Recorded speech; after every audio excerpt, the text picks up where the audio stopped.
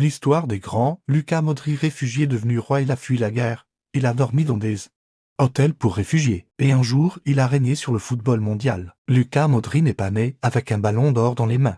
Il est né dans le chaos. Dans les années 90, la Croatie est déchirée par la guerre. Les sirènes remplacent les berceuses. Les armes remplacent les jouets. Luka est encore un enfant quand sa famille doit fuir. Ils perdent leur maison. Ils perdent leur stabilité. Ils perdent leur innocence. Très tôt, il apprend à vivre avec la peur, mais aussi avec une détermination silencieuse. Avant d'aller plus loin, si tu aimes les histoires vraies, puissantes, celles qui parlent de survie, de patience et de grandeur, abonne-toi maintenant pour ne rater aucune histoire des grands, dans les hôtels où il vit.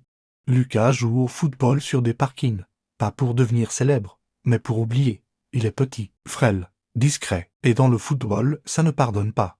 On lui dit qu'il est trop faible, trop mince, pas fait pour le haut niveau. Mais Luka n'essaie pas d'être fort physiquement. Il devient fort mentalement. Il observe, il comprend, il anticipe, pendant que d'autres courent, lui pensent. Quand il commence à jouer professionnellement, les doutes persistent. On admire son intelligence, mais on doute de sa capacité à survivre. Il doit encore prouver, encore, toujours, quand il quitte la Croatie pour l'Angleterre.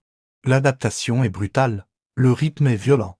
Les contacts sont durs. À Tottenham, il est parfois sifflé, parfois incompris. Mais Luka reste fidèle à lui-même. Il ne change pas son jeu. Il l'affine. Puis arrive le Real Madrid. Un rêve pour beaucoup. Un piège pour d'autres. À son arrivée, les critiques sont immédiates. La presse le désigne comme le pire recrutement de la saison. Le mot est violent, humiliant. Mais Luka ne répond pas. Il absorbe, il travaille dans l'ombre, il s'adapte, il progresse. Petit à petit, il devient indispensable. Il ne marque pas toujours, il ne crie jamais. Mais sans lui, le jeu s'effondre. Il devient le métronome, le cerveau, l'équilibre. Si tu cherches à découvrir les 45 secrets d'une vie riche et heureuse, clique dans le lien du premier commentaire où on bio les années passent. Les trophées s'accumulent. Mais Luka Modric ne change pas. Toujours humble, toujours concentré. Il joue comme quelqu'un qui sait ce que perdre veut dire. Dans les grands matchs, il ne tremble pas, parce qu'il a connu pire que la pression. Finales européennes, Coupe du Monde, moments historiques. À chaque fois, il est là, calme, précis. Quand la Croatie atteint des sommets inattendus, Luka devient le symbole d'un pays qui a souffert, mais qui refuse de disparaître. Et puis vient ce moment tout peu avait imaginé, le Ballon d'Or, dans un monde dominé par des monstres médiatiques.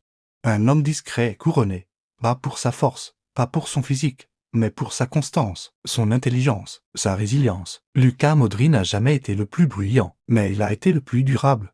Son histoire rappelle une vérité essentielle, on peut venir de la guerre, du rejet, du doute, et quand même atteindre le sommet en perdre son humanité. Il n'a pas conquis le monde par l'arrogance, il l'a conquis par la patience. Et parfois, c'est la forme de grandeur la plus rare. Si tu cherches à découvrir les 45 secrets d'une vie riche et heureuse, clique dans le lien du premier commentaire ou en bio.